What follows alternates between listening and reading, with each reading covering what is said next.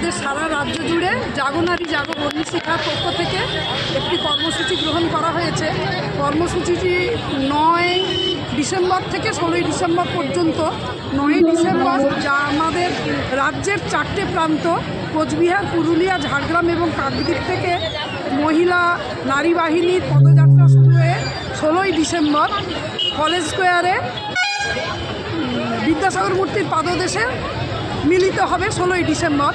ঝাড়গ্রাম থেকে যে গ্রুপটি 11 ডিসেম্বর যাত্রা করেছে সেই নারী বাহিনী আমাদের ঐতিহাসিক তমলুক শহরে মাতঙ্গিনী মূর্তির পাদদেশে সকাল 9টায় সমবেত হয়েছেন।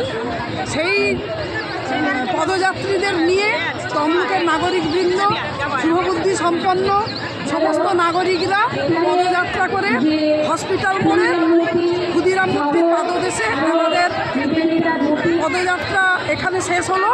এবার এখানে আমাদের সাংস্কৃতিক অনুষ্ঠান কিছু চলবে, কিছু বক্তব্য রাখবেন আমাদের রাজ্য স্তরের বক্তা আছেন এখানে কিছু। আমার নাম দীপালি পাড়ই, আমি তমলুক জাগো নারী জাগো বর্ণী শিক্ষা অভ্যর্থনা কমিটির যুগ্ম সম্পাদিকার একজন।